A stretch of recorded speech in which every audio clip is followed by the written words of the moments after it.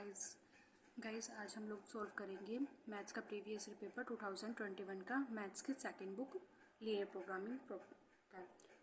तो friends last video में हमने इसका जो स्टार्ट किया था ये पेपर, तो उसमें कुछ बेसिक चीज़ें मैंने इसमें बताई थी आपको एलपीपी और सिम्प्लेक्स टेबल को सॉल्व करने की। तो अगर आपने वो वाली वीडियो नहीं देखी तो पहले वो वाली वीडियो देखना, उसके बाद ही इस पर आना, क्योंकि बहुत सारे क्वेश्चन हैं जो उस वीडियो से रिलेटेड हैं। अगर आपको वो नहीं समझ में आए, वो क्लियर नहीं है ना, तो इसमें से ये मानो आपसे 20 to 30% क्वेश्चन ऐसे होंगे जो स्किप हो जाएंगे, आपके सिर के ऊपर से चले जाने हैं वो। तो इसलिए पहले आप उस वीडियो को करना, तब उसके बाद आना।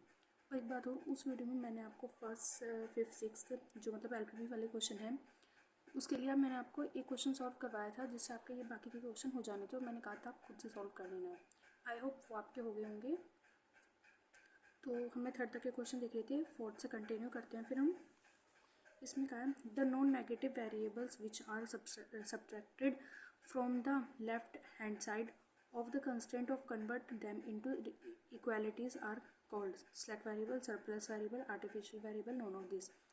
तो देखो, पहले तो हमें ये जानना पड़ेगा सिलेक्ट वेरिएबल क्या होते हैं और सरप्लस वेरिएबल क्या होते हैं।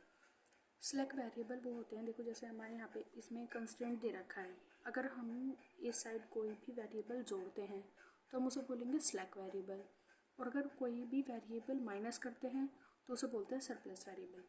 अब वो इस कंस्ट्रेंट में हमें कैसे पता चलेगा कि सरप्लस डालना है हमें या सिलेक्ट वेरिएबल डालना है, तो वो हमें ऐसे पता चलता है। देखो यहाँ पे दिया है मिनिमाइज, यानी कि जो यहाँ पे जेड है हमारा वो मिनिमाइज फंक्शन है।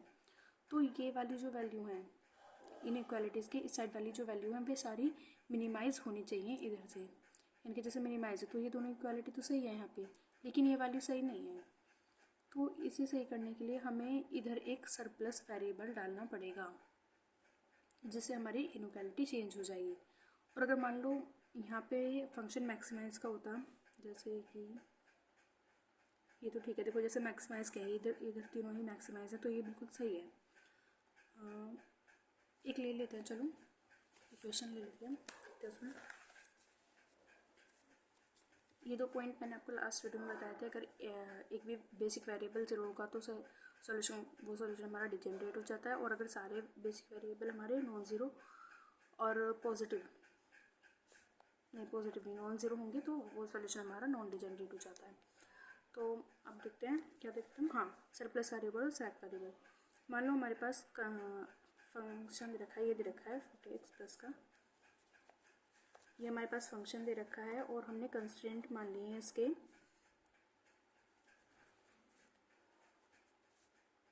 ये फंक्शन हमारे पास मैक्सिमाइजेशन का है, मान लो ये हमारा कंस्ट्रेंट है।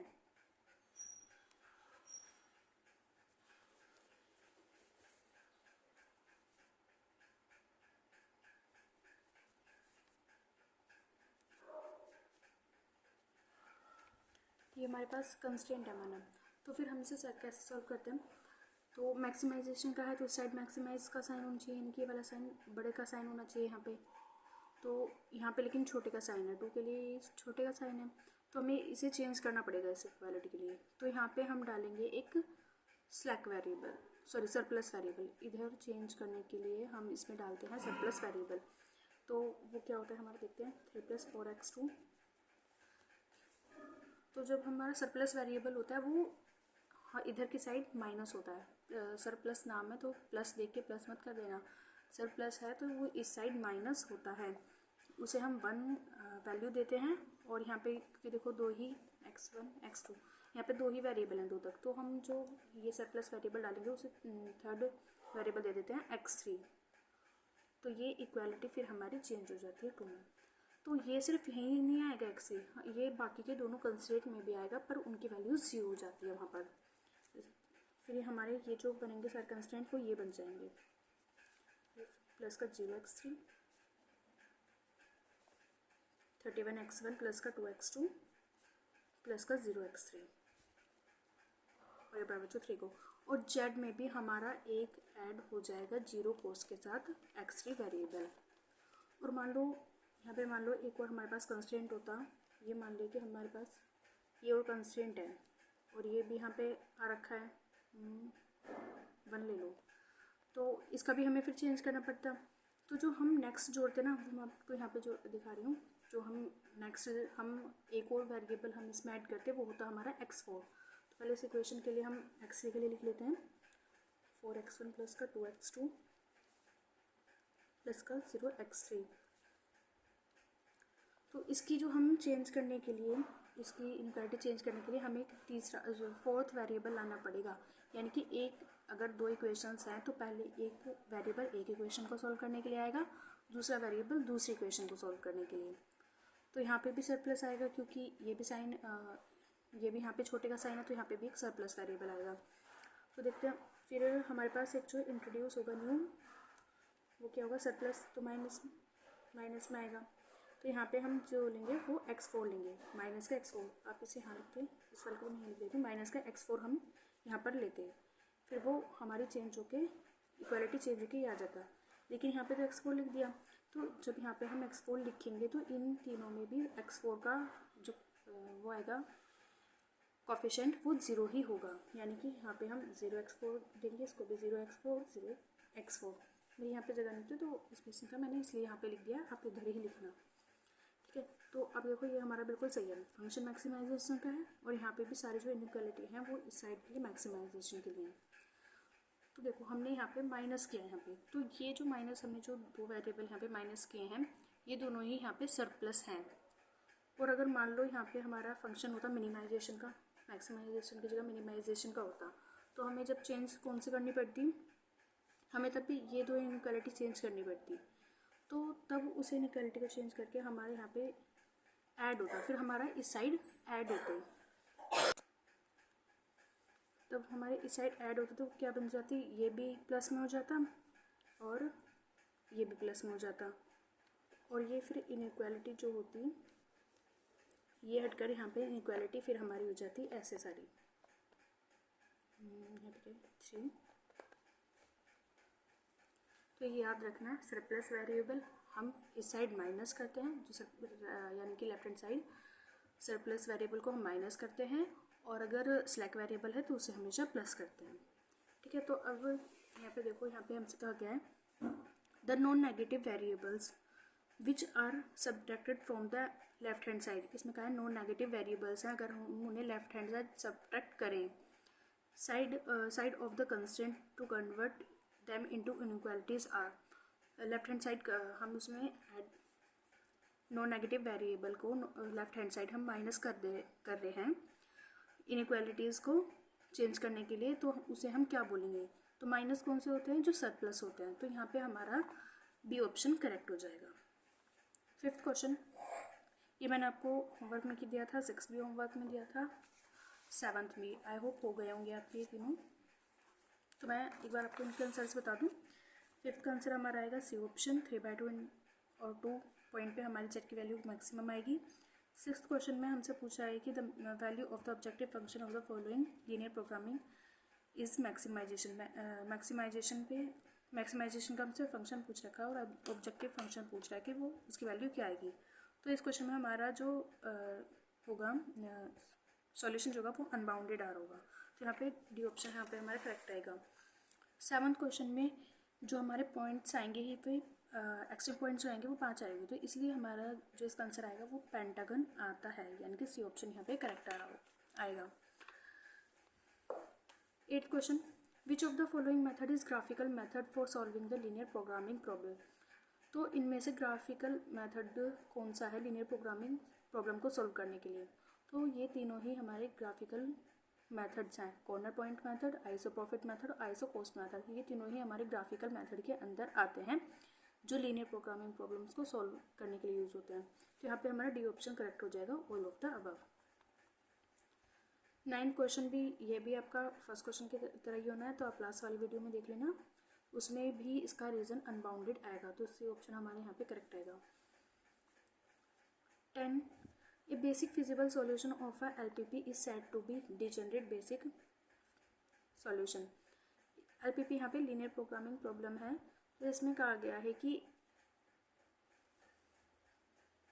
अगर एक बेसिक फिजिबल सॉल्यूशन है एलपीपी का, उसे हम डिजेनरेट कहेंगे, डिजेनरेट बेसिक सॉल्यूशन कब कहते हैं? तो मैंने आपको बताया था हमारा सॉल्यूशन डिजनरेट तब होता है जब हमारा कम से कम एक वेरिएबल, बेसिक वेरिएबल जीरो हो जाए। अगर एक भी बेसिक वेरिएबल हमारा जीरो हो जाता है तो वो सॉल्यूशन हमारा डिजनरेट हो जाता है। तो यहाँ पे ए ऑप्शन हमारा करेक्ट हो जाएगा, at least one basic variable is zero. Second option हमें देखा है none of the basic variable is zero, कि बेसिक वेरिएबल एक में से किसी का भी जीरो नहीं होता, बेसिक वेरिएबल कोई भी जीरो नहीं होगा। तो ऐसे में हमारा जो सॉल्यूशन होता है वो नॉन डिजनरेट आता है। और C option all basic variable are zero, तब भी हमारा जो सॉल्यूशन होगा वो तब भी डिजनरेट ही आता है। लेकिन यहाँ पे पूछा है कब ज़ीरो हो जाएगा, तो अगर एक भी पॉइंट अगर ज़ीरो हो जाएगा तब भी वो हमारा सॉल्यूशन डिजनरेट हो जाएगा। ज़रूरी नहीं है कि सारे हों, एक भी अगर ज़ीरो आ गया तो डिजनरेट हो जाएगा। 11 question. For a linear programming problem of n variables, a set of values of variable x1, x2 does action satisfy the constraint and non-negative restriction is called a. ये हम इसमें कहा गया लीनियर प्रोग्रामिंग प्रॉब्लम में n variables हैं किसी set में, और जो वेरिएबल्स हैं x1, x2 डैश एक्शन, ये वेरिएबल्स ये हैं x1 से xn तक के, सेटिस्फाई कर रहे हैं कंस्ट्रेंट को एंड नॉन नेगेटिव रिस्ट्रिक्शन को। अगर ये सेटिस्फाई कर रहे हैं जो कंस्ट्रेंट में कंस्ट्रेंट्स को और नॉन नेगेटिव जो रिस्ट्रिक्शंस हैं उनको, यानी कि जो इसके अंदर हमारी सारी रिस्ट्रिक्शंस होती हैं उन्हें अगर फॉलो कर रहे हैं वेरिएबल्स, तो वो सॉल्यूशन ऑफ एलपीपी, तब उसे बोलेंगे वो सॉल्यूशन हो जाता है एलपीपी का, फिजिबल सॉल्यूशन हो जाता है एलपीपी का, बेसिक फिजिबल सॉल्यूशन हो जाता है एलपीपी का, या ऑप्टिमल सॉल्यूशन। तो यहाँ पे हमारा बी ऑप्शन करेक्ट है, वो फिजिबल सॉल्यूशन हो जाता है एलपीपी का। B option is correct. 12th question. What is the first mathematical technique for solving the linear programming problem? Linear programming problem की जो सॉल्व करने की जो मैथमेटिकल टेक्निक है फर्स्ट, वो कौन सी है? Analytic method, simplex method, graphical method या लीनियर मेथड? तो इसको फर्स्ट जो टेक्निक है वो हमारी एनालिटिक मेथड है। ए ऑप्शन इज करेक्ट। यहाँ पे बी गलत है, ए करेक्ट है। 13 question. Linear programming is a branch of, linear programming branch है न्यूमेरिकल एनालिसिस की, प्योर मैथमेटिक्स की, अलजेब्रा की, ऑपरेशन रिसर्च की। तो ये ब्रांच ऑपरेशन रिसर्च की होती है यानी कि D option is correct. Next, a set is set to be open set if it contains. हम किसी भी सेट को ओपन सेट कब कहेंगे? जब वो कंटेन करता है ऑल इट्स बाउंड्री पॉइंट्स, अपने सारे बाउंड्री पॉइंट्स को, B all its extreme point, अपने सारे एक्सट्रीम पॉइंट्स को, C only the interior points, D all its limit points. तो यहाँ पे हमारा सी ऑप्शन करेक्ट है। अगर वो अपने सारे इंटीरियर पॉइंट्स को कंटेन करता है तो हम उसे ओपन सेट बोलते हैं। ये ओपन सेट की एक तरह से ये मानो डेफिनेशन है। सी ऑप्शन यहाँ पे करेक्ट है। 15. If a point x is the convex combination of 2 points x1 and x2, then x is given by x is equals to lambda x1 plus 1 minus lambda x2 where lambda satisfy the following condition। यहाँ पे जो हमें equation दे रखी है तो इसमें जो lambda है ये जो लैम्डा है वो कौन सी कंडीशन को इनमें से सेटिस्फाई करता है? तो लैम्डा हमारा 0 के बराबर, 0 से बड़ा और उसके बराबर, और 1 से छोटा और उसके बराबर होता है, यानी कि डी ऑप्शन यहाँ पे हमारा करेक्ट है। और एक दूसरी चीज़ आप इसमें यहाँ पे इस इक्वेशन को याद कर लो, ये इक्वेशन आगे पूछी जाती हो, और ज़रूरी नहीं यहाँ पे 1 माइनस लैम्डा दिया हो, ऐसा भी हो जाता है लैम्डा 1 x1 प्लस का लैम्डा 2 x2, ये भी दे देते हैं। ठीक है, तो ये क्वेश्चन इंपॉर्टेंट है, ये भी याद कर लो, ये क्वेश्चन कई बार रिपीट होना है अभी। 16. The number of extreme point of a convex set are. किसी भी कॉन्वेक्स सेट में नंबर ऑफ एक्सट्रीम कितने होते हैं? ऑलवेज फाइनाइट इन नंबर, हमेशा वो फाइनाइट होंगे। ऑलवेज इनफाइनाइट इन नंबर, हमेशा वो इनफाइनाइट होंगे। सी मे बी इनफाइनाइट और फाइनाइट, इनफाइनाइट फाइनाइट कुछ भी हो सकता है। D none of this. तो यहाँ पे सी ऑप्शन हमारा करेक्ट है, जो एक्सट्रीम पॉइंट्स हैं वो इनफाइनाइट और फाइनाइट दोनों हो सकते हैं। 17 क्वेश्चन. पहले देखते हैं कॉन्वेक्स सेट किसे कहते हैं। मैं आपको बता दूँ एक बार कॉन्वेक्स सेट किसे बोलते हैं। कॉन्वेक्स सेट वो होता है, मान लो हमारे पास कोई भी शेप है, जैसे सर्कल मान लो, ये ट्रायंगल, चलो इन्हीं को ले लेते हैं हम अभी, ये भी सबको सब क्वेश्चन हो गया। तो कोई यहाँ पे हमें 4 शेप्स दे रखी हैं, तो अगर इनका इनके बीच हम कोई भी लाइन खींच रहे हैं, चाहे ऐसे,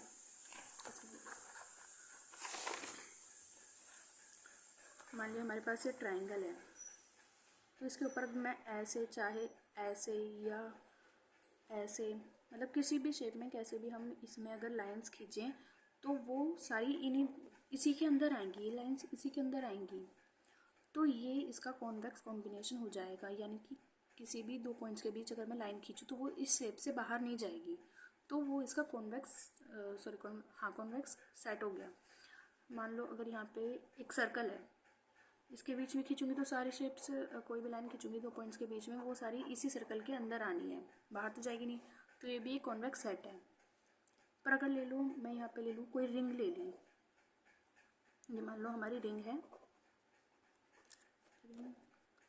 सर्कल, ट्रायंगल, ये मान लो रिंग है। लेकिन अगर मैं इसके बीच में अगर खींचूँ कोई भी लाइन, तो देखो वो इस सेट के अंदर नहीं आ रही, सारी लाइंस इसकी इस रिंग के अंदर ही नहीं आती। यहाँ पे तो देखो ये पार्ट तो हमारे पास है ही नहीं, तो अगर हम ऐसे लाइंस खींचें ऐसे वाली, तो कुछ लाइंस जो होगी हमारी इसके बाहर चली जाएंगी, तो ये एक कॉन्वेक्स सेट नहीं है। यहाँ पे मतलब ये है कि जो दो पॉइंट्स को अगर हम मिलाने वाली कोई लाइन खींचे तो वो उस शेप के अंदर ही आनी चाहिए, तभी वो उसका कॉन्वेक्स सेट होगा। ठीक है, तो I hope convex set clear हो गया होगा। नेक्स्ट पे चलते हैं। तो यानी कि जो इसमें कहा गया है कि कॉन्वेक्स सेट में और तो इनके एक्सट्रीम पॉइंट्स जो बाहर होंगे ये पॉइंट्स, तो इनके वो फाइनाइट और अनफाइनाइट दोनों हो सकते हैं, इसमें ये कहा है।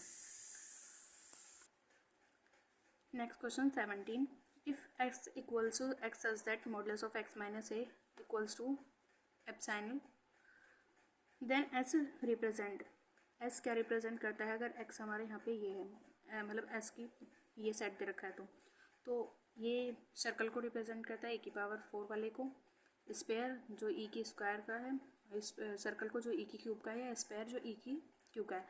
तो देखो पहली बात तो जो होता है सर्कल वो e की क्यूब और e की 4 में तो होता नहीं, तो ये दोनों ऑप्शन तो अपने आप कैंसिल हो गए, और स्पेयर भी स्क्वायर में नहीं होता, तो यहाँ पे हमारा डी ऑप्शन बचा, तो ये हमारा करेक्ट हो गया। लेकिन यहाँ पे वो हर क्वेश्चन में कहता है हर बार कि कौन से 2D में है 3D में, तो उससे अपने आप क्लियर हो जाता है, पर यहाँ पे नहीं कह रखा, तो आप ऐसे भी इसमें देख सकते हैं। ठीक है, तो यहाँ पे हमारा डी ऑप्शन करेक्ट है। Next 18, every point of circumference of a circle is, circumference का पे जो सर्कल के जो सर्कमफ्रेंस पे पॉइंट्स होते हैं वो एक्सट्रीम पॉइंट्स होते हैं, बाउंड्री पॉइंट्स होते हैं, ए एंड बी बोथ, यानी कि एक्सट्रीम और बाउंड्री दोनों पॉइंट्स होते हैं, इन नॉन ऑफ दिस। तो यहाँ पे हमारा सी ऑप्शन करेक्ट है, वो हमारे सर्कमफ्रेंस पे जो पॉइंट होते हैं वो एक्सट्रीम पॉइंट्स भी होते हैं उसके, और वही बाउंड्री पॉइंट्स भी होते हैं। C option is correct. 19, the convex hull of the set of all the points on the circumference of the circle is।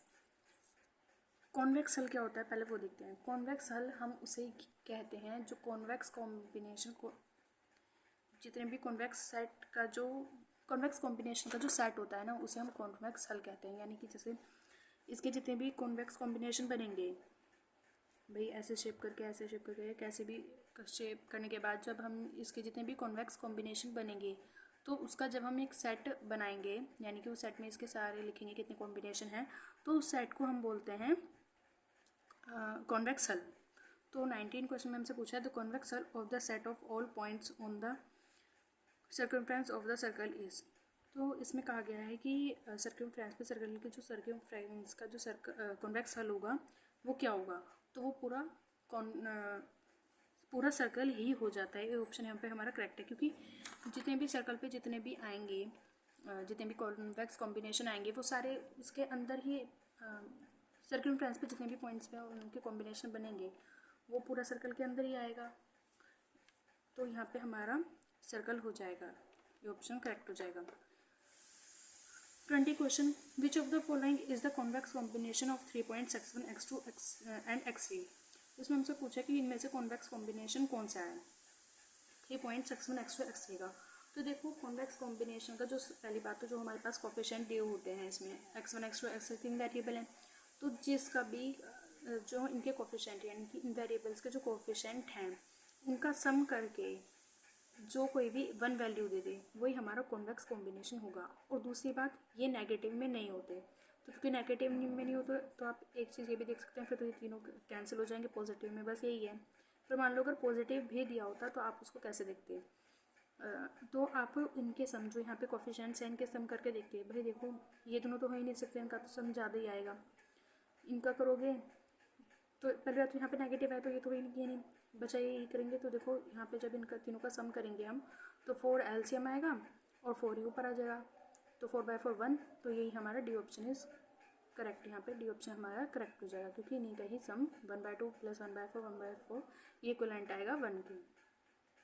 Next 21, which of the following shaded area is not a convex set? In shape में से जो shaded area है, shaded area वाला part है, उसके according देखिए तो इसमें से कौन सा कॉन्वेक्स सेट नहीं है। तो देखो इसमें से जो भी लाइंस खींचेंगे हम वो इसी के अंदर आएंगी, तो पी हमारा कॉन्वेक्स सेट है। क्यू में भी अगर हम कोई भी लाइन खींचेंगे वो भी इसके अंदर आएगी, एस में भी जो भी लाइन खींचेंगे वो इसके अंदर आएगी, लेकिन आर में नहीं आएंगी। देखो अगर हम आर में हाथ से लाइन खींचें तो यहाँ पे तो जो भी लाइन हम ऐसे खींचेंगे वो सारे तो बाहर हो जाएंगे इसके, तो आर हमारा कॉन्वेक्स सेट नहीं है। बी ऑप्शन इज करेक्ट यहाँ पर। Next question 22, if S1 equals to XY such that x² + y², ये छोटा और बराबर है a² के, and S2 is equals to XY such that x² / a² + y² / b², ये छोटा और बराबर है 1 के, वेयर a छोटा है b से, then which of the following set is not a convex set? तब इनमें से कॉन्वेक्स सेट कौन सा नहीं है? तो देखो S1 और S2 ये दोनों अपने आप में तो कॉन्वेक्स सेट हैं, क्योंकि यहाँ पे जो हमारे पास इक्वेशन है ये एक सर्कल की है और एक पैराबोला की, तो ये अपने आप में तो हैं ये कॉन्वेक्स सेट, तो ये दोनों तो होंगे, हमें बस इन दोनों का देखना है। तो देखो जो इनकी शेप बन के हम जब इन्हें बनाएंगे इसके अकॉर्डिंग देखते हैं पहले S1 यूनियन S2। तो जो इसकी शेप हमारे पास बनेगी,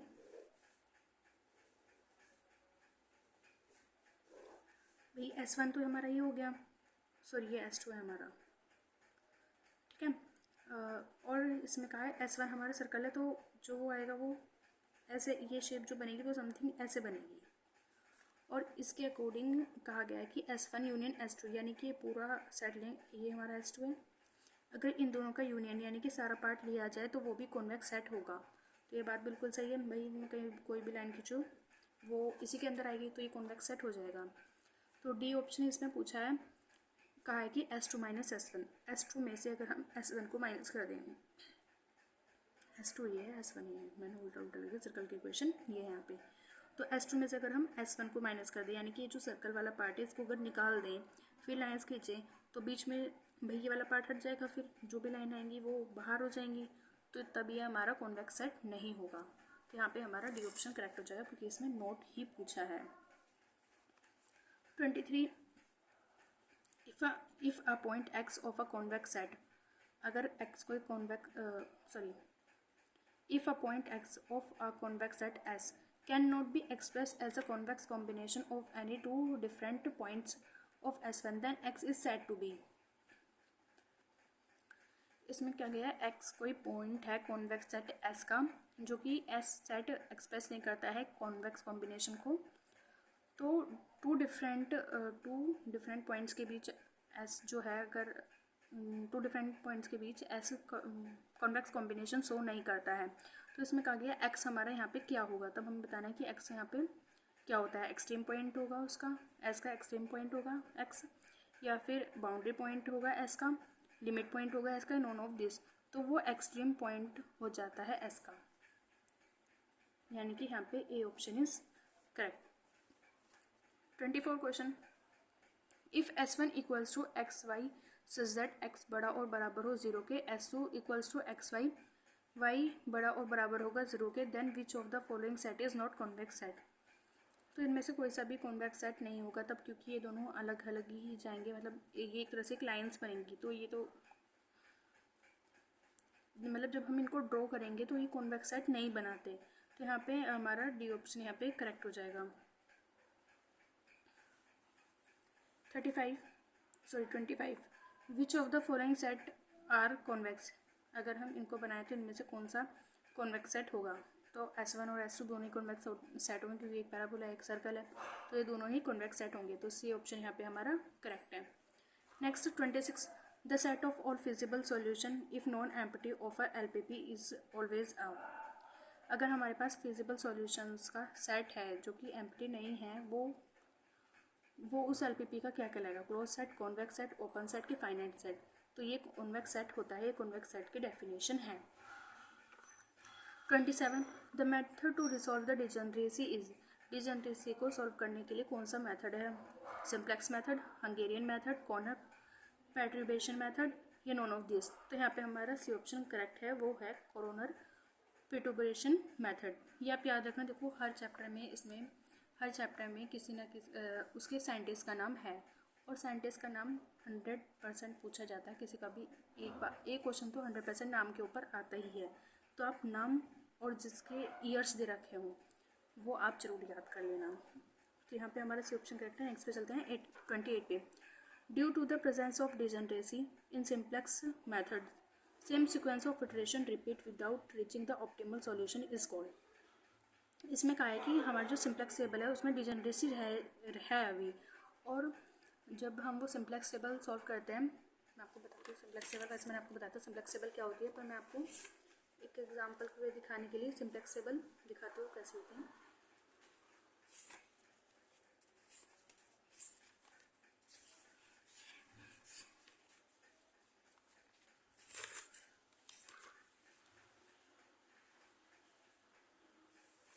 देखो मान लो ये हमारी सिंप्लेक्स टेबल है, मान लो कि ये है ये सिंप्लेक्स टेबल। तो यहाँ पे जो आ रहा है, ये मान लो हमारे यहाँ पे कोई मिस्टेक हो जाती है इस टेबल में। अभी तो यहाँ पे सॉल्यूशन डिजनरेट आ रहा है, लेकिन मान लो हमारे इस टेबल में कोई प्रॉब्लम हो जाती है जिसकी वजह से ये यहाँ पे ख़त्म होने की जगह, यहाँ पर ख़त्म होने की जगह ये टेबल हमारा रिपीटेशन शुरू हो जाता है, यानी कि इस टेबल के बाद हम जो टेबल बनाते हैं वो वापस यही आ जाती, तो उसे बोलते हैं नंबर ऑफ रिपीटेशन। यानी कि रिपीटेशन शुरू हो जाए तब उस सॉल्यूशन को हम क्या बोलेंगे? तो वो साइक्लिक, बिना ऑप्टिमल सॉल्यूशन आए अगर ये प्रोसेस शुरू हो जाए रिपीटेशन का, तो उसे हम बोलते हैं साइक्लिक। बस इस चीज़ में आप ये याद रखना, इस पूरे चैप्टर में कहीं भी, इस पूरी बुक में ना रिपीट एक ही जगह होएगा। अगर यहाँ पे कहीं भी रिपीट आ जाता है और बात सिंप्लेक्स टेबल की हो रही हो, सिंप्लेक्स मेथड की, और यहाँ रिपीट आ रहा हो, तो आप बिना सोचे समझे साइकिल लगा देना, क्योंकि रिपीटेशन जहाँ भी होता है वो सिर्फ वो साइक्लिक प्रोसेस होता है। ये ऑप्शन यहाँ पे करेक्ट है। 29, a non degenerate optimal solution may be obtained from a degenerate. अगर हम डिजनरेट सॉल्यूशन से नॉन डिजनरेट ऑप्टिमल सॉल्यूशन बनाएं तो उसे हम बोलते हैं फिजिबल सॉल्यूशन। तो जब बनाएंगे नॉन डिजनरेट ऑप्टिमल सॉल्यूशन तो वो हमारा फिजिबल सॉल्यूशन होगा।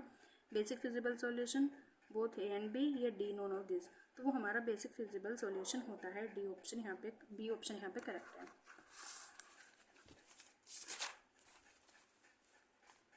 30 question, when the simplex method is applied to a degenerate basic feasible solution to get a new basic feasible solution, the value of the objective function।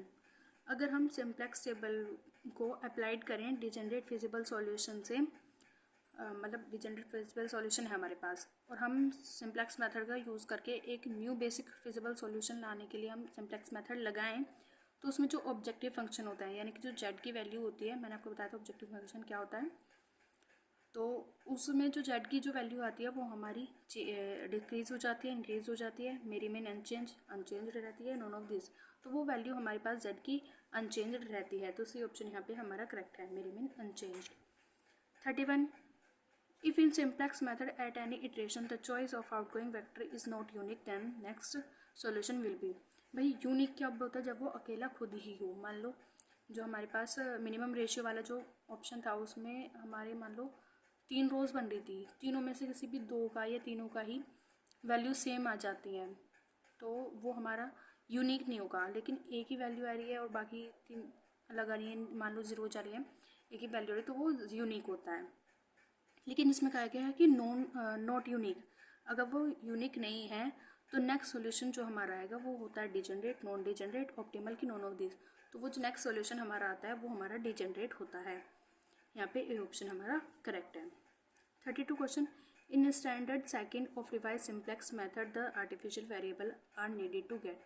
तो जो हमारी revise simplex method जो ये हमारा जो lesson है उसमें हमारी 2 टाइप के जो हम टेबल बनाते हैं सिंप्लेक्स टेबल, वो 2 टाइप्स की होती हैं, एक स्टैंडर्ड फर्स्ट और स्टैंडर्ड सेकंड। स्टैंडर्ड फर्स्ट में हमारा जो होता है उसमें हम आर्टिफिशियल वेरिएबल लेके चलते हैं, लेकिन जब उससे हम स्टैंडर्ड फर्स्ट से स्टैंडर्ड सेकंड में जाते हैं तो उस वक्त हमारे पास आर्टिफिशियल वेरिएबल नहीं होते, वो हम ख़त्म हो जाते हैं। तब तक उसे सॉल्व करते करते आएंगे तो आर्टिफिशियल वेरिएबल टेबल से गायब हो जाते हैं तब तक। तो इसमें कहा है अगर हम स्टैंडर्ड सेकंड है रिवाइज सिंप्लेक्स मेथड में स्टैंडर्ड सेकंड में artificial variable are needed to get, तो वो हमें आर्टिफिशियल वेरिएबल ज़रूरत पड़ती है क्या लेने के लिए, तो वो हमें पड़ती है आइडेंटिटी मैट्रिक्स बनाने के लिए। तो बी ऑप्शन यहाँ पे हमारा करेक्ट है। 33 the number of additional constant in standard first और रिवाइज सिंप्लेक्स मेथड इज। जो रिवाइज सिंप्लेक्स मेथड का रिवाइज सिंप्लेक्स मेथड में जो हमारा फर्स्ट कंस्टेंट मतलब कोई भी क्वेश्चन दे रखा है तो हमें उसमें एक एक्स्ट्रा कंस्टेंट जुड़ जाता है। भाई एक तो उन्होंने अपने आप से दिए होंगे, मान लो 3 वेरिएबल दे रखे हैं तो हमें कंस्टेंट दे दिए, तो एक कंस्टेंट उसमें अपने आप से जुड़ जाता है। वो क्या होता है देखो, अगर इसी को हम लेके चलो, मान ली कि हमें यही इक्वेशन दे रखी है तो हमारा जो कांस्टेंट उसमें ऐड होता है वो होता है हमारा जेड डैश, और वो बराबर होता है जेड में से ये सारी वैल्यूज़ जेड में से माइनस हो जाती हैं, यानी कि जो वो कांस्टेंट आता है वो ये आ जाता है। ठीक है, तो यानी कि उसमें जो हमें कितने जो अलग से ऐड होता है कंस्टेंट वो क्या होता है, वो एक होता है, यानी कि यहाँ पे हमारा ए ऑप्शन करेक्ट है। 34 in standard first of revise simplex method we do need not need. मैंने आपको थोड़ी उल्टा बता दिया, इसमें मैंने अभी आपसे कहा था कि फर्स्ट में आर्टिफिशियल वेरिएबल की नीड फर्स्ट में ख़त्म हो जाते हैं, लेकिन फर्स्ट में नहीं, वो सेकंड में होते हैं, सेकंड में ख़त्म हो जाते हैं। ठीक है, फर्स्ट में आर्टिफिशियल वेरिएबल नहीं होते। तो इसमें यही कहा गया है कि रिवाइज सिंप्लेक्स मेथड में जो स्टैंडर्ड फर्स्ट है में से किसकी नीड नहीं होती, तो वो आर्टिफिशियल वेरिएबल ही है, हमें उसकी नीड नहीं होती आर्टिफिशियल वेरिएबल की, स्टैंडर्ड सेकंड वाली टेबल में होती है। ठीक है, 35 in standard first of revise simplex method the basic matrix is denote by. जो हमारी सिंप्लेक्स टेबल होती है स्टैंडर्ड फर्स्ट की रिवाइज सिंप्लेक्स मेथड, ये याद रखना रिवाइज सिंप्लेक्स मेथड में ही सिर्फ 2 टाइप की टेबल होती हैं, स्टैंडर्ड फर्स्ट और स्टैंडर्ड सेकंड की। तो इसमें कहा गया है स्टैंडर्ड फर्स्ट में जो हमारी बेसिस मैट्रिक्स होती है हम उसे किससे डिनोट करते हैं, तो हम उसे B1 से डिनोट करते हैं। यहाँ पे हमारा बी ऑप्शन करेक्ट हो जाएगा। 36 how many forms are there of revise simplex method is. Revise simplex method की कितनी फॉर्म्स हैं, 2, standard first and standard second. 37 in sensitivity analysis we deal with changes in the optimal solution due to discrete variation in the parameter। sensitive analysis में अगर हम optimal solution के लिए जो हम सेंसिटिव एनालिसिस में ऑप्टिमल सॉल्यूशन लाने के लिए पैरामीटर्स में जो चेंज होता है वो कौन से पैरामीटर्स होते हैं, तो वो ये तीनों ही होते हैं AIJ CI BI, इन तीनों ही पैरामीटर में चेंज होता है। तो यहाँ पे डी ऑप्शन हमारा करेक्ट हो जाएगा, all of the above. 38 question to maintain optimality of current optimal solution for a change delta CK in the coefficient CK of non basic variable XK we have delta CK will be. तो ये हमारे पास formula होता है, ये छोटा और बराबर होता है Z के माइनस CK के। C option is correct. 39 in simplex method each iteration is. Simplex method में जो इटरेशन होता है वो मूव्स करता है ऑप्टिमलिटी की तरफ, मूव करता है फिजिबिलिटी की तरफ, moves towards optimality maintaining feasibility, ये डी नॉन ऑफ दिस। तो यहाँ पे हमारा सी ऑप्शन करेक्ट है, वो मूव करता है ऑप्टिमलिटी को मेंटेन करते हुए, ऑप्टिमलिटी की तरफ फिजिबिलिटी को मेंटेन करते हुए। 40 question in big M method we take the coefficient of artificial variable in the objective function. जो हमारा बिग M मेथड होता है ये हमारे सिंप्लेक्स मेथड में होता है। तो बिग M मेथड में इन्होंने पूछा है जो हमारा M जो है तो उस M को हम एक मिनट, तो जो हम उसमें आर्टिफिशियल वेरिएबल लेते हैं तो वो इनमें से कौन सा होता है, तो बिग M मेथड में जो हम आर्टिफिशियल वेरिएबल लेते हैं वो -1 वो -M होता है। लेकिन अगर इसमें पूछे ना M की जो हम कॉस्ट देते हैं वो क्या होती है, तो वो होती है very large positive. Positive cost होती है वो वेरी लार्ज। लेकिन यहाँ पे नेगेटिव देख के कंफ्यूज मत हो जाना, क्योंकि नेगेटिव तो इसमें साइन दिया जाता है, लेकिन एम की जो अपने आप में कॉस्ट होती है वो वेरी लार्ज होती है, वेरी लार्ज पॉजिटिव कॉस्ट होती है वो। ठीक है। 41 question, for simplex method RHS of all the constant must be. Simplex method की जो RHS है उसमें जो कंस्टेंट हैं वो कैसे होते हैं, कैसे होने चाहिए, पॉजिटिव, नेगेटिव, नॉन नेगेटिव या नॉन ऑफ दिस। तो ये याद रखना, जैसे हमारे पास कंस्टेंट होते हैं, इसमें कह रहा है कि देखो जो ये कंस्टेंट है इसमें RHS यानी कि ये वाली जो साइड है इसमें ये नॉन नेगेटिव होते हैं, नेगेटिव होते हैं पॉजिटिव, तो ये हमारे पास नॉन नेगेटिव होनी चाहिए, यानी कि यहाँ पे कभी भी माइनस साइन नहीं हो सकता। अगर माइनस है तो हम उसे चेंज करके पहले प्लस करेंगे, यानी कि मान लो अगर हम माइनस होता तो पूरी इक्वेशन में हम माइनस से मल्टीप्लाई करते हैं जिससे प्लस हो जाता है, और फिर ये इनइक्वालिटी भी चेंज हो जाती है हमारी, क्योंकि माइनस से मल्टीप्लाई करते हैं तो इनइक्वालिटी चेंज हो जाती है। ये रूल है हमारा। तो यहाँ पे ऑप्शन हमारा सी करेक्ट है, नॉन नेगेटिव होनी चाहिए। 42, if one variable in a LPP is unrestricted sign, then the variable replaced by, इसमें कहा गया LPP में अगर हमारे पास कोई भी एक वेरिएबल का अनरिस्ट्रिक्टेड कर दिया जाए तो उसे हम किससे रिप्लेस करेंगे। तो देखते हैं, मैं आपको एक कंस्टेंट बताती हूँ। मान लो हमें दे रखा है 2x1 प्लस का 3x2, और कंस्टेंट मान लो एक कंस्टेंट हमें एक ही दे रखा है x1 प्लस x2 1, ये हमें दे रखा है। तो इसमें कह दिया कि x2 जो है वो अनरिस्ट्रिक्टेड है। अगर ये कह दे तो हमें x2 के प्लेस पे क्या रिप्लेस करना होता है, तो हम x2 को हम रिप्लेस करते हैं x2 dash minus x2 double dash. यहाँ पे भी हम x2 की जगह x2 dash minus double dash लिख देंगे, और यहाँ पर भी। ठीक है, तो यानी कि दो पॉजिटिव वैल्यू का डिफरेंस होता है ये। यहाँ पे देखते हैं हमसे क्या, ए ऑप्शन यहाँ पे हमें देखा है difference of two positive value, difference होता है टू पॉजिटिव वैल्यू का, difference of two non negative variables, या फिर sum of two positive variables, या नॉन ऑफ दिस। तो यहाँ पे बी ऑप्शन हमारा करेक्ट है, यहाँ पे डिफरेंस होता है टू नॉन नेगेटिव वेरिएबल्स का। B option is correct. 43, in simplex method if delta j equals to cj minus cb yj then the incoming vector is always selected corresponding to the।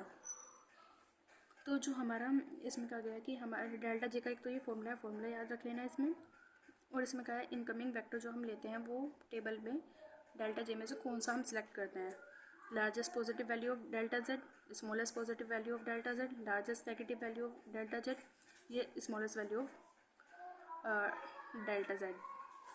तो देखो इसमें जो हम choose करते हैं वो positive ही होती है, तो ये दोनों तो अपने आप कैंसिल हो जाएंगी, और पॉजिटिव में भी हम मोस्ट पॉजिटिव यानी कि जो सबसे बड़ी वैल्यू होती है वो हम चूज़ करते हैं। तो ए ऑप्शन यहाँ पे हमारा करेक्ट है, largest positive value of delta Z.